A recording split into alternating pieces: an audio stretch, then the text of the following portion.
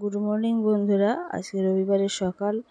আমি আগেই রান্না করে নিয়েছিলাম মেয়ের পরীক্ষা বলে। এবার আমার যা রান্না করছে দেখো, প্রথমে ভাতটা বসিয়ে দিয়েছে। আজকে একটু ভাতও হবে, একটু চিকেন হবে, আবার একটু চিলি চিকেন হবে, আবার ফ্রায়েড রাইসও হবে। সব জোগাড় আগে থেকেই করে নিয়েছে। আমি ব্যস্ত ছিলাম এপাশে মেয়েকে মেয়ের জন্য স্নান টান করিয়ে আমি আরও বেরিয়ে যাব বলে। তো উনি একাই সমস্ত বাকি রান্নাগুলো করেছে। দেখো, এখানে চিলি চিকেনও মশলাটা মাখিয়ে রেখেছে, পরে ডিম আর কর্নফ্লাওয়ার দিয়ে ভেজে নেবে। আর মশলাগুলোকে বেটে নিচ্ছে, সমস্তটা বাটা মশলাই হবে। দেখো, আমার মেয়ে পরীক্ষা দিতে যাবে বলে রেডি হয়ে গেছে। আর এপাশে দেখো আদা বাটা হয়ে গেছে, ভাতটা প্রায় হয়ে এসছে, এবারে নামিয়ে নেবে। আজকে হচ্ছে কি, যেহেতু দুরকম ভাত হবে সেই জন্য খুব বেশি পরিমাণ ভাত করেনি। দেখো, এবারে হচ্ছে কি চিকেনের রেসিপিটা বসাবে বলে প্রথমে কড়াইতে তেল দিয়ে দিয়েছে, দিয়ে আলুগুলো ভেজে নেবে। কারণ আলু তো দিতেই হবে, আমার মেয়েরা আলু ছাড়া চিকেন খুব একটা পছন্দও করে না। আলুগুলোকে ভেজে তুলে নেবে, নিয়ে বাকি যে তেলটা থাকবে, খুব বেশি এখানে তেল মশলা আমাদের ব্যবহার করাও হয় না, তোমরা আগেও দেখেছো। কম তেল মশলায় এতটা সুস্বাদু খেতে হবে এবং শরীর খারাপ করবে না। এরকম রান্নাঘরে ভাতটা দেখো নামিয়ে দিয়েছি, অলরেডি হয়ে গেছে। আলুটা ভাজা হয়ে গেছে, নুন হলুদ দিয়ে ভেজে রেখেছে। এর কড়াইতে দেখো যে তেলটা ছিল, বাকি তেলে একটু সামান্য চিনি দিয়ে দিয়েছে। তোমরা নিশ্চয়ই জানো, চিনি দিলে চিকেনের কালারটা খুব সুন্দর আসে, অল্প ঝাল দিলেও কালারটা সুন্দর হয়। পেঁয়াজটা দিয়ে ভেজে নিচ্ছে। পেঁয়াজটা ভাজা হয়ে গেলে একটা টমেটো তেজপাতা দিয়ে দিচ্ছে। ওটা একেবারে প্রথমে তেলে না দিলেও হবে, পেঁয়াজের পরে এটা দিলেও হবে। এরপরে একটা টমেটোকে কষিয়ে রেখেছে, সেই টমেটো দিয়ে দেবে, আদা দেবে, রসুন প্রভৃতি বাটা দিয়ে মশলাটাকে ভালো করে কষিয়ে নেবে।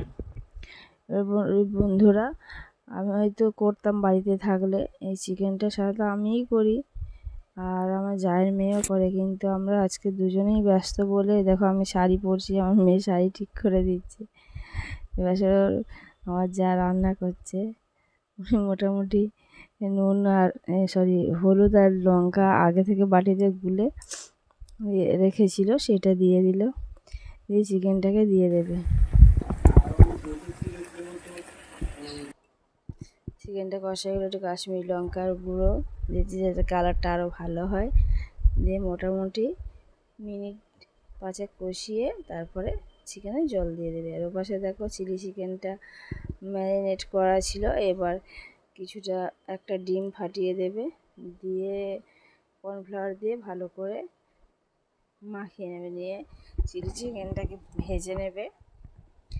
ভেজে যে মশলাগুলো কাটা ছিল, এই সবজিগুলো যেমন ক্যাপসিকাম, পেঁয়াজ, এইগুলোকে দিয়ে একটু সোয়া সস দিয়েছিল, কেউ তো খেতে আরও ভালো লাগে। দেখো, এখানে চিকেনটা হয়ে গেছে, ওদের নামিয়ে নেবে। আর এপাশে এগুলোকে ভালো করে ভেজে নেবে, চিকেনগুলোকে নিয়ে যেমন করে চিলি চিকেন করে তেমন করে চিলি চিকেন করে নেবে। তো বন্ধুরা, হয়তো আমি থাকলে এইগুলো করতো না, আমি করতাম। সাধারণত উনি একটু এইগুলো করে না, উনি নিজেই বলে যে একটু তুমি করো সর্দি, অথবা আমার জায়ের মেয়ে, আমরা দুজনে মিলে এইগুলোতে করি। তার পড়া আছে বলে সে অতটা এইদিকে গুরুত্বও দেয়নি, মাই করছে। বন্ধুরা, এইভাবেই আমি আমার এই ভিডিওটাকে করলাম। যখন এইগুলো হয়েছে তখন আমি ছিলাম না, পরে ভিডিওটাকে এডিট করার সময় দেখলাম যে এই ব্যাপার। দেখো, চিলি চিকেনগুলোকে ভেজে নিচ্ছে, চিলি চিকেনগুলো ভেজে নিয়ে গ্রেভিতে দিয়ে দেবে। তো বন্ধুরা, এই ভিডিও যদি তোমাদের ভালো লেগে থাকে তাহলে অবশ্যই লাইক কমেন্ট শেয়ার সাবস্ক্রাইব করে দেও। আর এই পাশে দেখো, আমার ছোটো মেয়ে একা একা ছিল বাড়িতে, ও নিজে নিজেই খেলছিল। বিভিন্ন যে ফল ফ্রুট, তারপর ভেজিটেবল ছিল, সেইগুলো নিয়ে খেলছিল। ও একা থাকলে বা এমনি ওর দিদি থাকলেও দুজনে মিলে একটু খেলাই করে, বাইরে তো করে বেরোয় না। যতটা সম্ভব বন্ধুরা, আমার যা নিজে নিজে করতে করতে ভিডিওগুলো করেছে রান্না করতে করতে, যদি কোনো ভুল ত্রুটি হয়ে থাকে তাহলে প্লিজ ক্ষমা করে দিও। আজকে এই পর্যন্ত। আমার ভিডিও ভালো থেকো, সুস্থ থেকো। আবার একটা নতুন ভিডিও নিয়ে চলে আসবো। সামনে শারদীয়ার শুভেচ্ছা জানাচ্ছি সবাইকে। পুজোয় সবার জীবন আনন্দে ভরে উঠুক। ভালো থেকো, ধন্যবাদ। দেখো রান্না কেন কমপ্লিট হয়ে গেছে।